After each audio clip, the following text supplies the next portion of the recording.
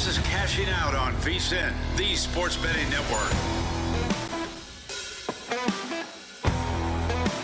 All right, welcome in. It's Cashing Out with Joe Ceraulo. Let's have some fun. What a weekend it was. The first 48. I'm not talking murder mysteries. I'm talking NBA playoffs and Stanley Cup playoffs in the books, and they both got off to an exciting start. Even in the games that weren't close, you had exciting stuff to talk about, like the Oklahoma City Thunder deciding that they weren't going to waste any time. They were going to go game one, beat the Memphis Grizzlies by 51 points. You can't make it up. Buck 31 to 80. The Thunder scored 131 points, and the game stayed under the posted total. And it didn't just barely go under. It stayed under by 20 points because Memphis could only muster up 80 of their own. Think about that. If the Grizzlies scored 101, they could have lost the game by 30 and still gotten the overhome.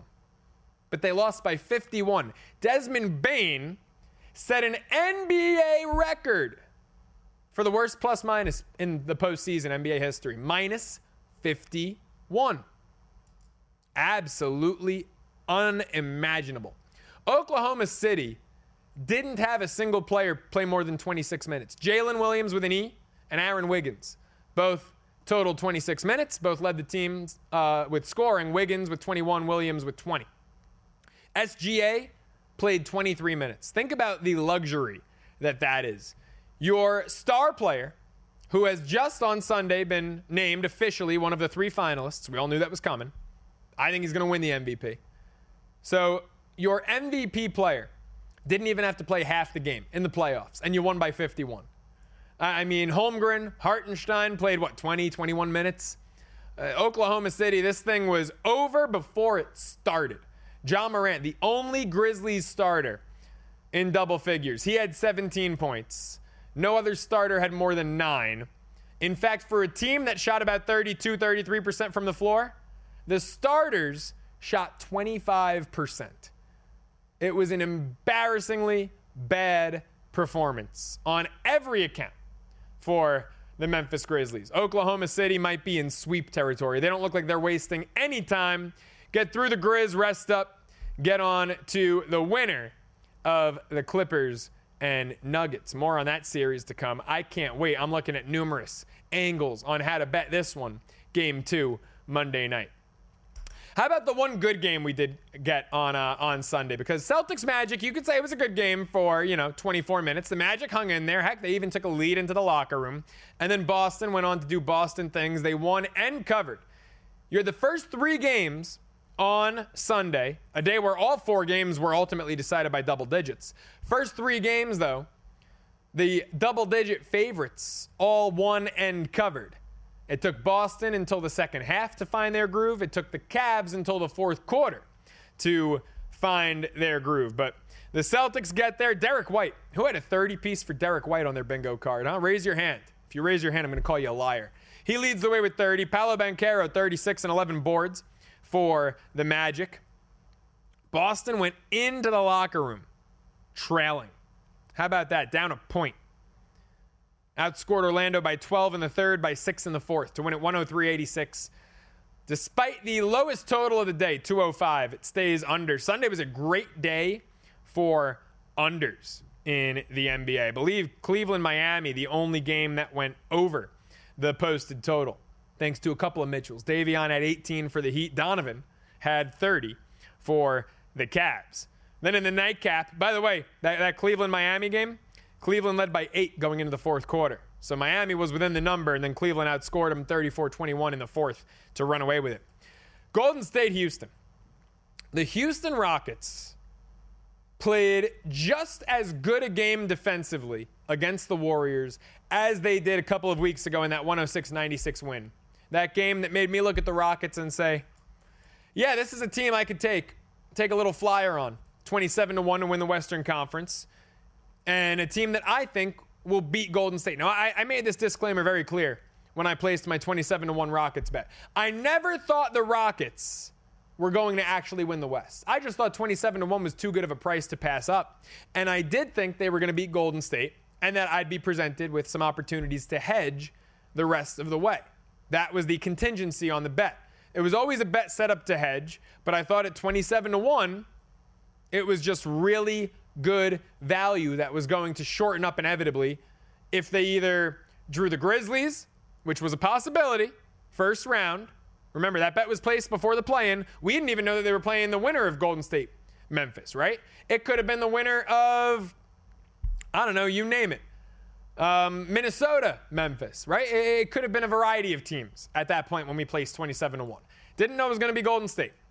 But also, in the off chance the Grizzlies won, that value would have shortened up tremendously. So, couldn't pass up on the value. Hoping for opportunities to hedge down the line. We'll see where it goes. If Houston plays defense like this, though, like they did in Game 1, they're going to be live every game. The offense needs to wake the hell up. And it did in the second half. I mean, they outscored Golden State marginally by 3 in the second half. They didn't light the world on fire. They scored 51 points, but considering they had 34 at the break, an embarrassingly low total, they showed life. They showed life. Look, the upside here, if you're a Rockets backer, Jalen Green and Fred VanVleet, one youngster, one vet, cannot turn in a worse performance than they did Game 1. Combined for 17 points, combined to go 7 of 34 from the floor. VanVleet and Jalen Green were an abomination. I mean, the whole team shot 39%. The whole team offensively was challenged, right? Dylan Brooks, 3 for 9. The only guy who showed up was Şengün, who had 26 points, 9 boards. Şengün was a beast. No one else scored. I mean, no one else shot. No guards shot efficiently. The bigs did. Şengün, 11 for 18, right? Jabari off the bench, 3 for 3. Steven Adams, 3 for 4. Great. That's all good and well. No one in that backcourt shot efficiently. Tari Eason off the bench, 3 for 10. Dylan Brooks, 3 for 9. You know, just an embarrassing performance. On a night where Golden State shot 37.5% from 3, the Rockets were just 6 of 29 from beyond the arc. Golden State doing it really with 2 guys. And that's the part that shouldn't be working for the Warriors. I said it after they beat Memphis. You know, they got the win, failed to cover, Grizzlies stormed back late. I said if Golden State thinks that Steph and Jimmy are going to be able to provide enough offensively to ride them through a 7-game series against Houston, someone else is going to have to step up. That ain't going to work. Well, they didn't give them a combined 75 like Jimmy and Steph went for against Memphis in the play-in, but they combined for 56. Well over 50% of the team's scoring. I mean, let's do some quick math here, shall we? 56 out of a combined 95 points. That's 59%. Closer to 60% than 50% of Golden State's offensive output came from 2 guys, Jimmy and Steph. It's unbelievable. It is absolutely unbelievable. It's a 2-man show on offense, and it's working. They're 2-0 thus far in the play-in/playoffs doing so. Absolutely crazy. Draymond, 4 points. Death taxes, Draymond Green unders, right? We gave out the under against Memphis. Didn't do it here. Podziemski had a little bit of a better game. I mean, he grabbed 8 boards, had 14 points. He was the only other Warrior in double figures. The Rockets, who were offensively anemic, had more guys in double figures than Golden State. 4 Rockets players totaled 10 or more points. Only 3 guys on the Warriors. Buddy Hield is MIA. Get your milk cartons out. Buddy Hield's on the side of one. 2 points, 15 minutes. I thought he was going to be their number 3 offensively in the playoffs, and he's been a non-factor against the Grizzlies. And, you know, I keep going to say in their 2 playoff games. I know the play-in doesn't count as the playoffs, but, you know, what are we doing here, right? In their 2 post-regular season games, Buddy Hield has been an absolute non-factor. Yet they're winning. It's all Jimmy and Steph. Damn near 60%, if not more, of their offense, back-to-back games, and yet they're 2-0. But love what I saw out of Houston's defense. They can't have any more 18-minute stretches of 22 points. That ain't going to fly in the NBA playoffs. That was the second quarter plus the first half of the third quarter. They had 22 points in that 18-minute stretch of basketball. Embarrassing. The final 18 minutes of the game, they were great. They outscored Golden State by 10, if not more, in the final 18 minutes.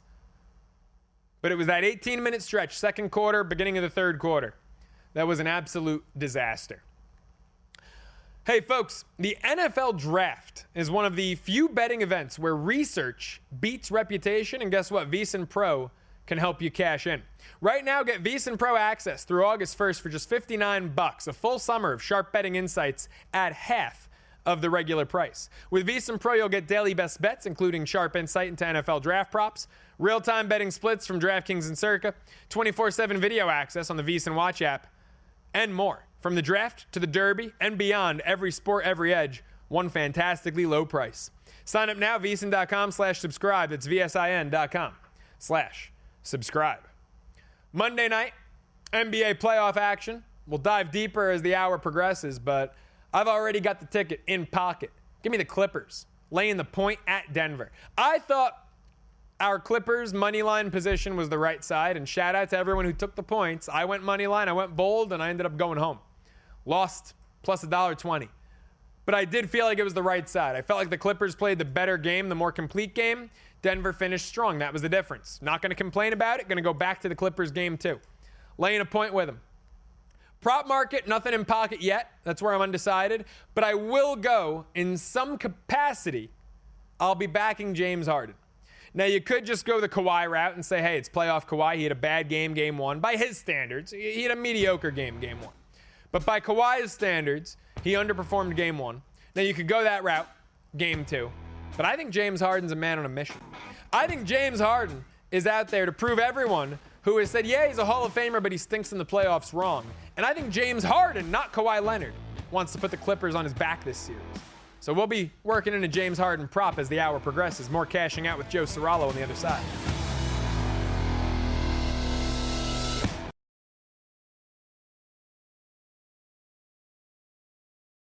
Welcome back to Cashing Out here on VSiN, the Sports Betting Network.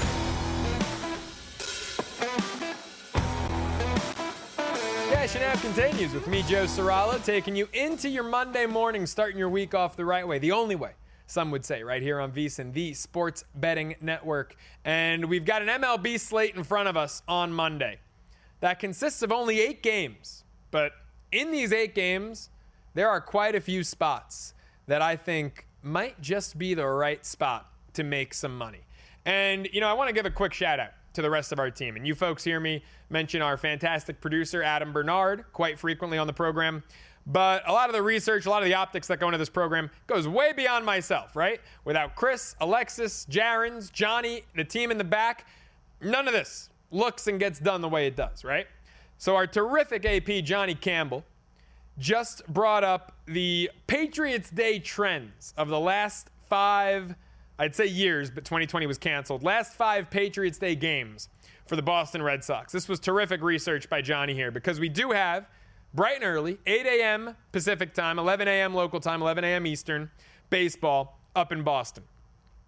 So here have been the last 5 Patriots Day games for the Red Sox. They are 1-4 straight up. I'm stunned. I thought that this team would be rock solid on Patriots Day. They are just 1-4 in their last 5. And the bet I was looking at, the Nerfy, is just 2-3.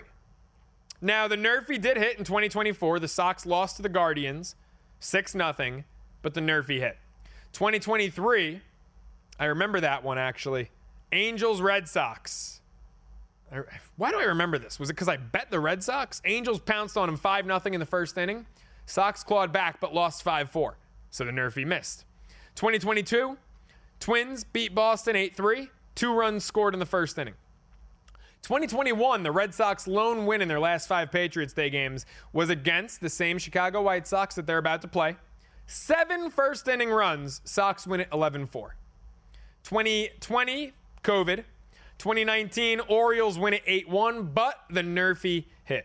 So Nerfy, 1-3 last 4, 2-3 last 5. Red Sox, 1-4 in their last 5. I still might go to the Nerfy on it, though. Walker Buehler at Fenway. Walker Buehler is starting to strike me as a guy who needs to be juiced up, right? Last regular season, he stunk. Playoffs, he was nails. World Series hero. Not the first time he's been nails in October, right? This year, his numbers as a whole stink. Home opener, well, he got off to a good start. finished allowing 5 earned in 5 innings, but I mean, the Red Sox, I don't know if he got disengaged, like they got out to that huge lead, and then I don't know if he kind of, it can be hard, and I'm speaking from experience here. When and you'd think, I feel like most people would assume a pitcher loves getting run support from his offense. Yeah, no crap. Bears go number 2 in the woods. Of course, pitchers love getting run support. But sometimes it's hard to stay engaged and retain your adrenaline and keep the competitive juices flowing when you're up huge, right? So in Buehler's case, he's got a 5-0 lead off the bat. They're up 6-1 after 3. He allows a few runs, allows 3 in the 4th to the Cardinals, 1 in the 5th. Boom. Next thing you know, the Sox lead is only 6-5. They held on. He got the win. 5 innings, 5 earned. Wasn't that pretty. Last time out, he delivered. It was his best start of the year. At home against Toronto. 6 1/3, 1 earned, 7 Ks. Then, got a no decision in that game, by the way. Sox won it in extras. Then at Tampa, 5 innings, 2 earned. Got the win. So his last 2 starts, he's 11 1/3 innings of work, 3 earned. Buehler's trending in the right direction. Got the White Sox coming to town. I mean, they stink. They have 5 wins on the year. Now, 3 of them are against the Red Sox, including their lone road victory of the season, coming on Easter Sunday. Can't make it up. They were 0-8 on the road. Jonathan Cannon on the bump, 0-2 on the year, ERA 4.5. But again, the game log matters more to me than the overall stats. Last time out, 4 1/3 scoreless. First time out, 5 scoreless. So he's had 2 scoreless starts of 4 1/3 or more, and he's had 2 implosions. Current Sox hitters, 3 for 11 against them. They haven't seen him that much. I'm going to bet, even though the Yerfie has hit 3 out of the last 5, I'm going to go no run first inning, minus 115. Let me make sure it's the best price. I always want to get you folks the best price. That's DraftKings price. We're going to check Boyd and FanDuel right here, because they should have it posted. Not everywhere has it posted yet. I would check Circa. I don't think it's posted yet.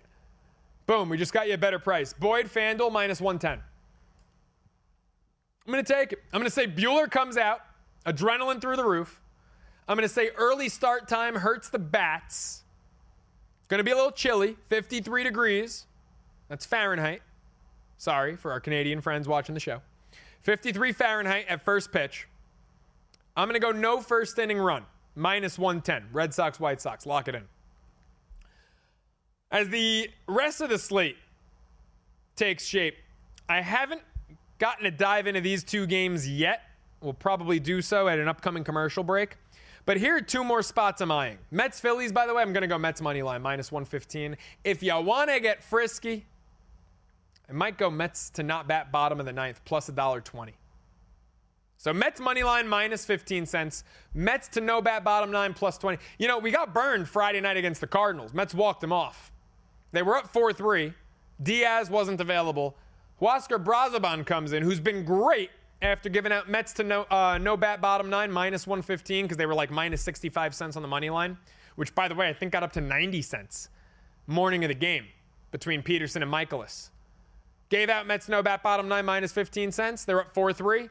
Brazoban blows it because Diaz ain't available. Boom, they walk it off bottom 9. So they win, but it was a bad money line price. This is a fine money line price, laying 15 cents.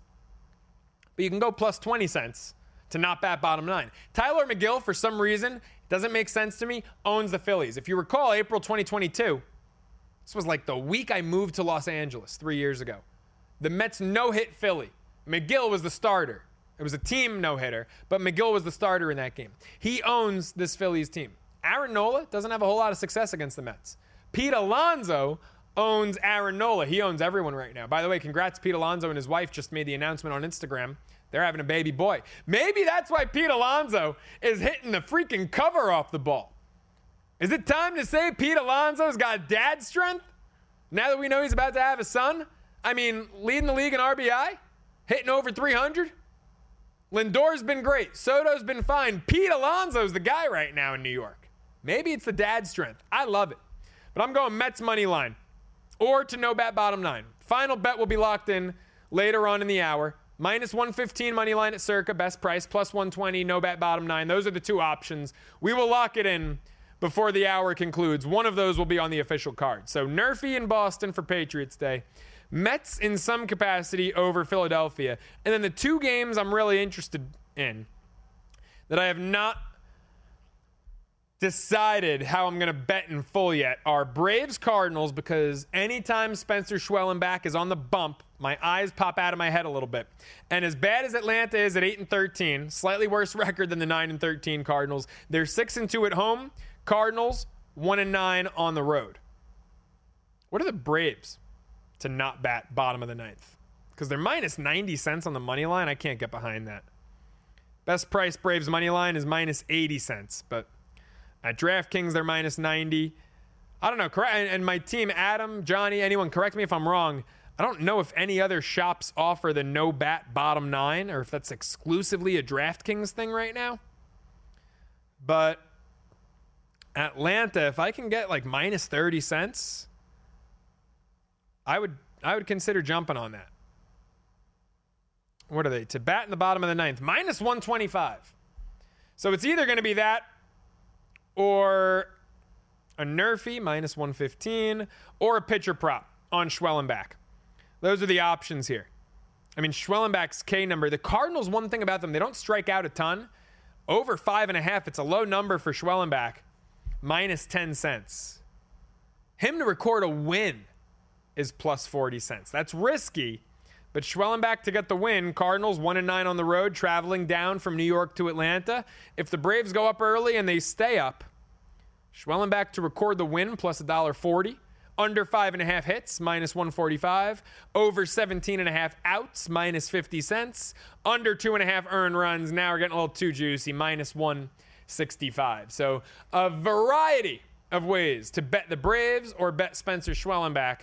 I'm going to be looking at all of them before we give out our best bet for that game. But there will be something from the Braves-Cardinals game on the card for Monday.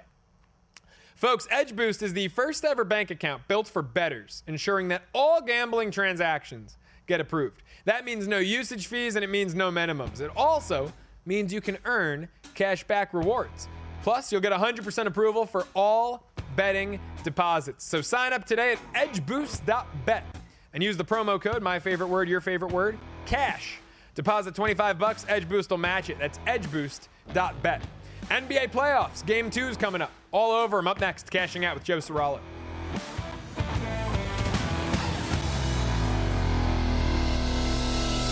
Welcome back to Cashing Out here on VSiN, the Sports Betting Network.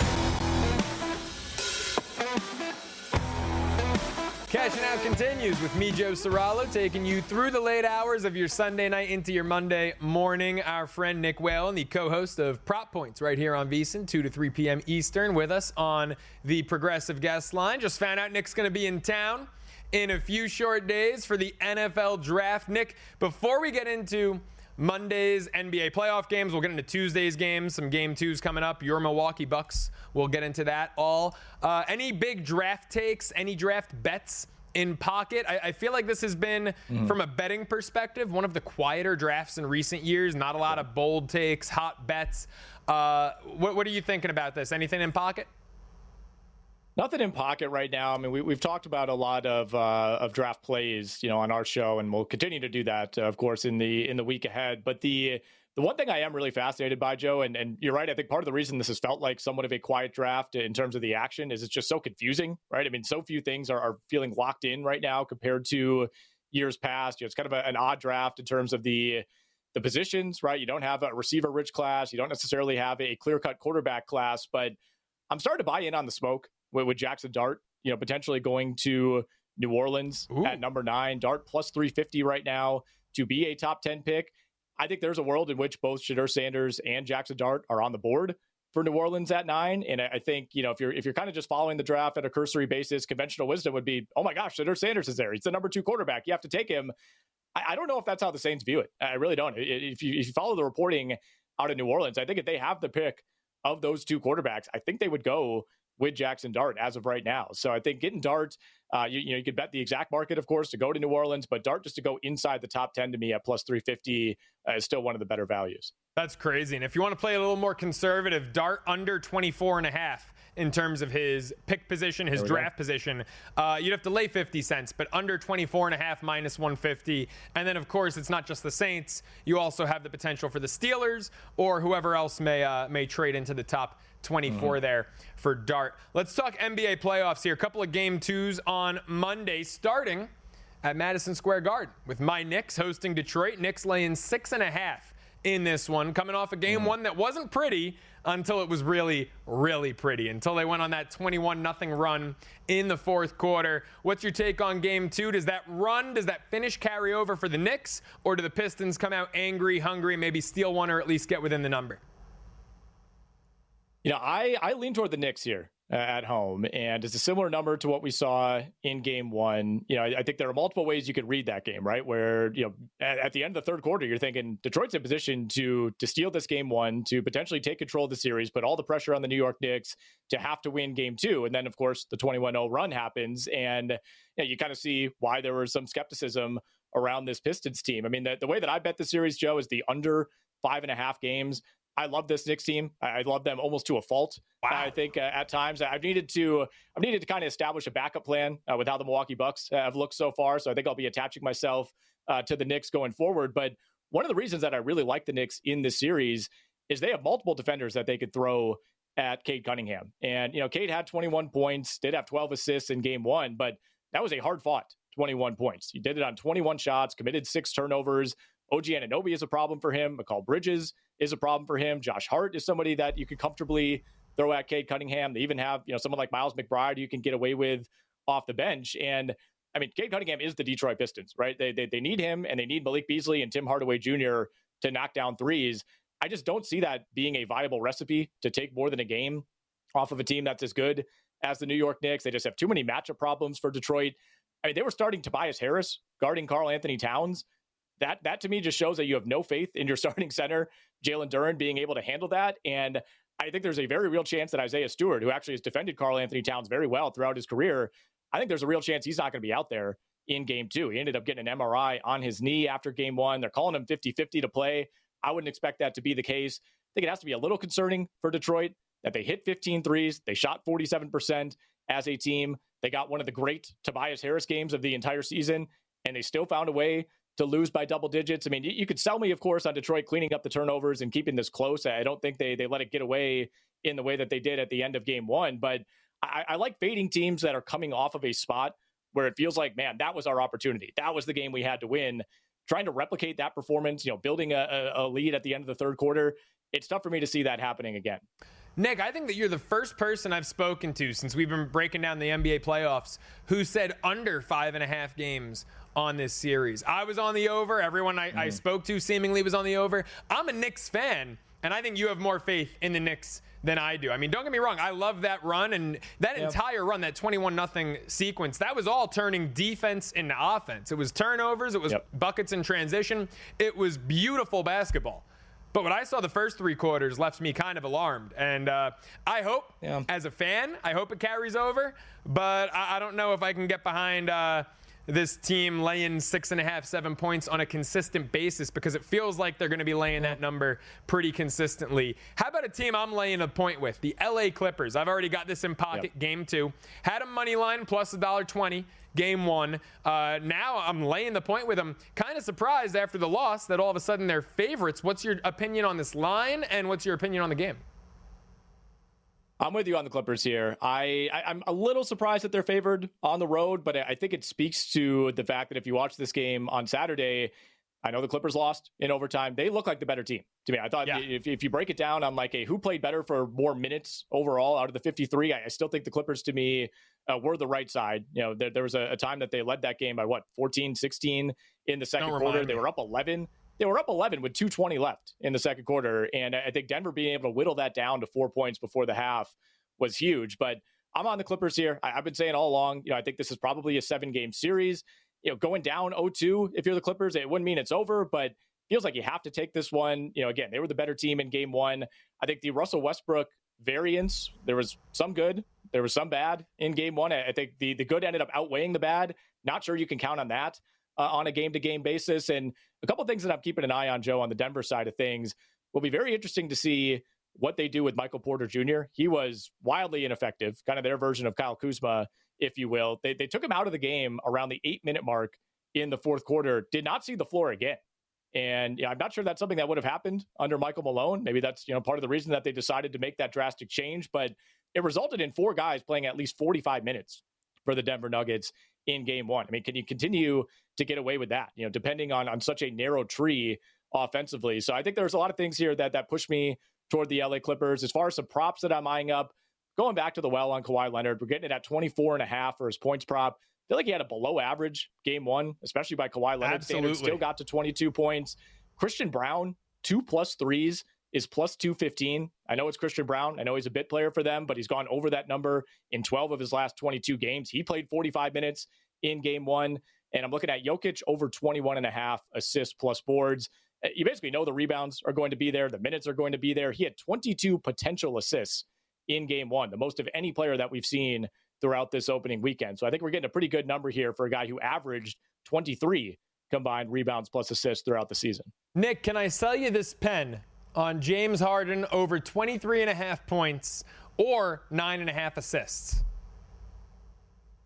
Yeah, you can. I don't even mind combining those, to be honest. Yeah. I mean, if we want to find some positives for the LA Clippers, I mean, the big thing hanging over the series, outside of, when is Kawhi Leonard's knee going to explode, is, can James Harden finally be productive in a postseason setting? And look, Kawhi didn't have a great game, but James Harden was fantastic. I thought he was getting whatever he wanted, especially through the first 3 quarters, had some big moments down the stretch, 32 and 11 for him in game one. The Nuggets don't really have a great matchup for James Harden. I mean, you can sell me on the idea of like Aaron Gordon, being a pretty decent matchup if that even exists for Kawhi Leonard, but they don't really have anybody to guard Harden. And maybe this does become, more of a James Harden series as this goes along. I would lean more on the assists than I would the points, but I don't mind either of those. Gone over on assists in 6 straight.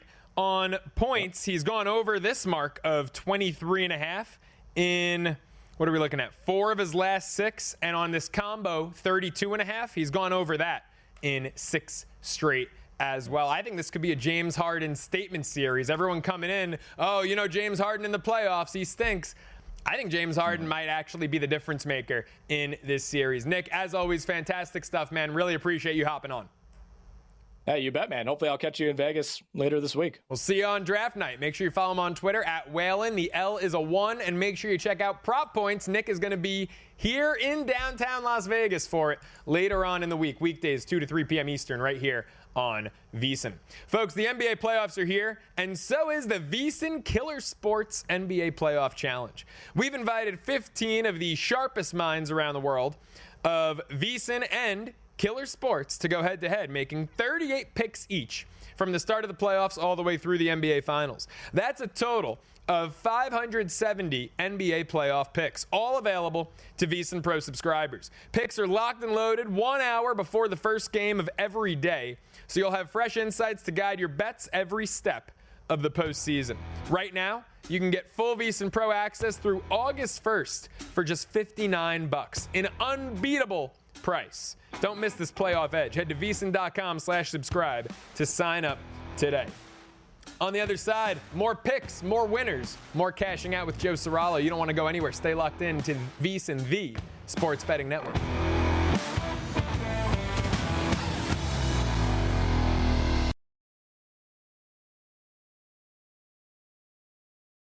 Welcome back to Cashing Out here on VSiN, the Sports Betting Network. Cashing Out continues with me, Joe Ceraulo, right here on VSiN, getting you ready to start your week the right way. I can't wait for this Monday slate of games. 8 games in Major League Baseball from bright and early, 8 a.m. left coast time out here with that Patriots Day, Red Sox, White Sox, battle of the foot attire, if you will.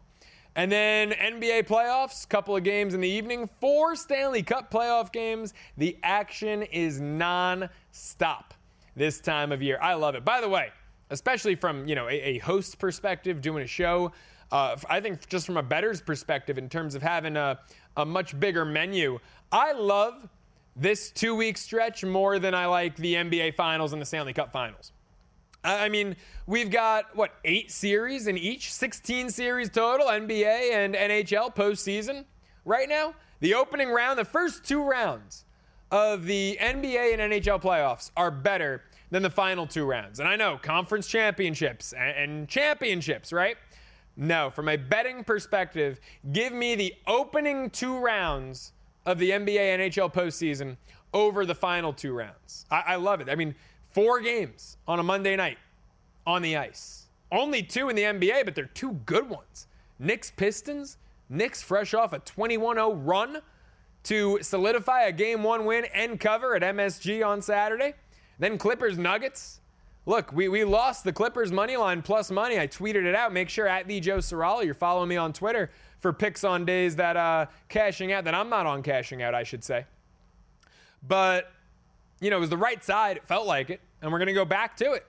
Why don't we go to the VSiN Daily Morning Bets, dive into our 5 best bets for Monday.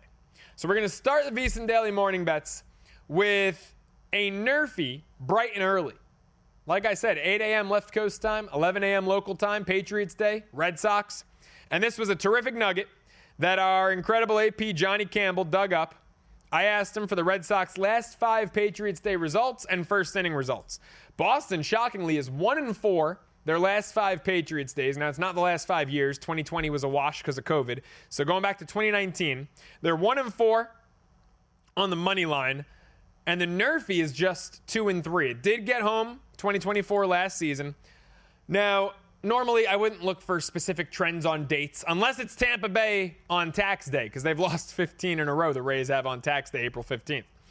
But I do look at this because it's a unique start time, right? And as someone who has worked for a Major League Baseball team in the Mets, you feel it going to work, and the players feel it going to work when you start at noon up from your typical day game being 1 p.m. local time. You feel that hour of difference. This is 2 hours. So the question is, who's going to feel it more, the pitchers or the bats? I'm going to say the bats feel a little more sluggish. Walker Buehler, last 2 starts, 11 and 3rd innings of work, 3 earned. He seems to be settling in a little bit.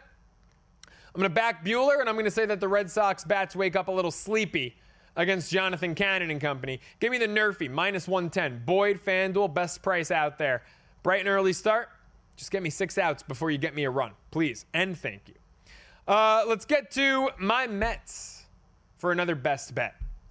I'm going, and I was deciding throughout the entire episode of Cashing Out, which way do I go? Which way do I take it? Do I go Mets money line? Do I go Mets to not bat bottom of the 9th? That's where I settled, plus money. Mets money line, best price you can get right here behind me at Circa. And by the way, I'm going to throw in a little bonus bet here. I think after that 4-game set with St. Louis, I'm ready to go to the counter. So let's do it together. Mets plus 1250 World Series. We're locking that ticket in.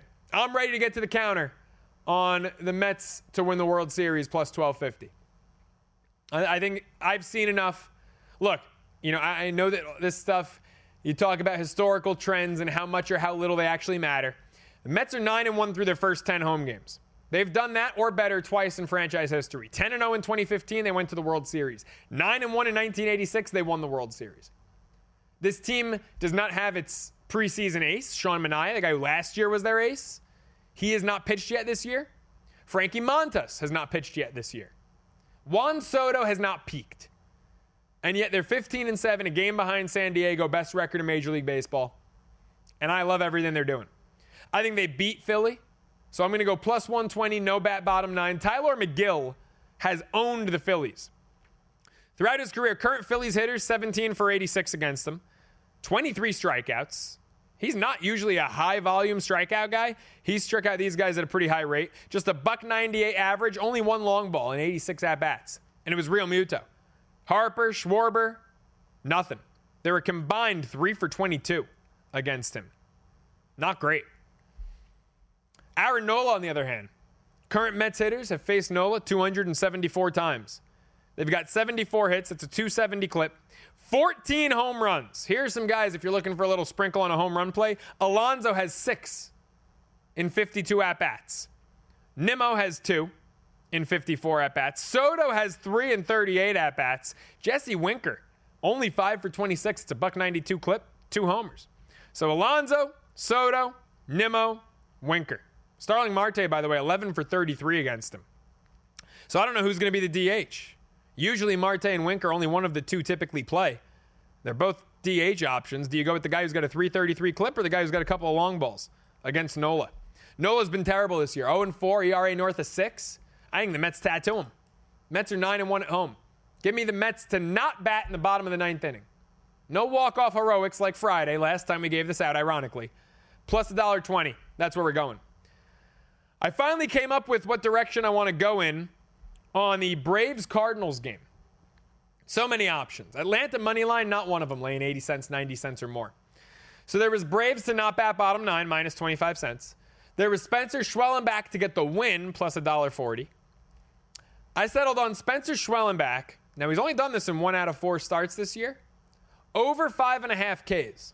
It's minus 110 at DraftKings. He has not been a tremendous strikeout threat this season, although he did have one game where he had 10. Current Cardinals hitters, only 30 at-bats against him, 8 strikeouts. Decent rate.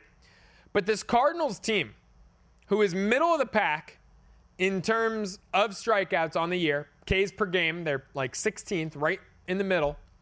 On the road, they're 26th out of 30, 5th worst. Over 10 Ks per game on the road, where, oh, by the way, they're 1-9 on the road. You could even go, if you wanted to construct a same-game parlay, if you didn't like the 6 number for Schwellenbach, he's gotten a 5 a couple times this year. You could go Braves money line and Schwellenbach 5+ Ks. And I wouldn't hate that same-game parlay. I'm going to pull up the odds on that here as we speak. But the Cardinals on the road, 5th most Ks per game in baseball.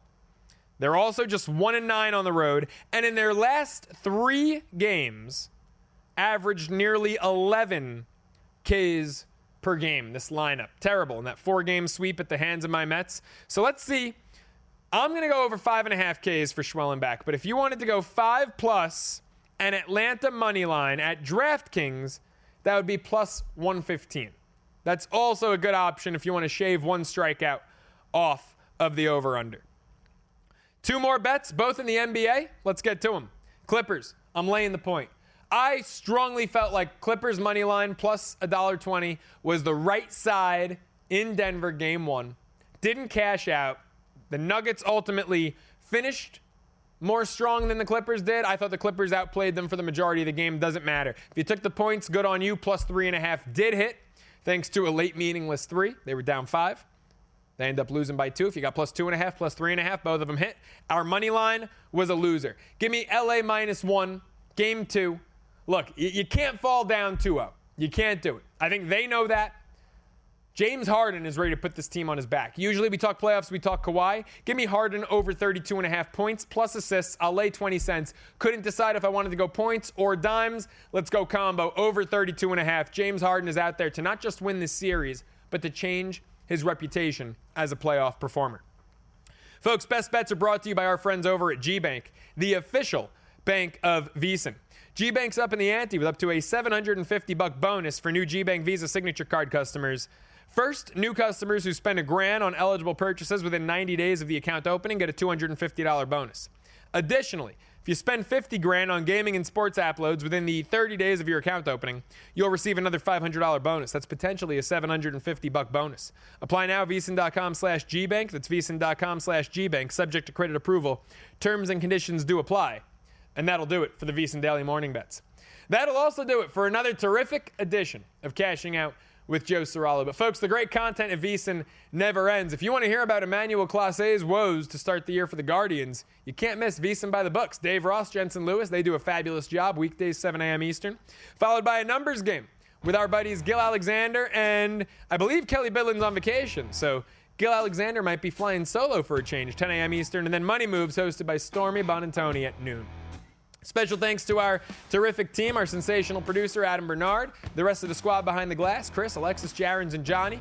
Couldn't do it without him. That does it for another sensational edition of Cashing Out with Joe Ceraulo. Let's do it again, Domani.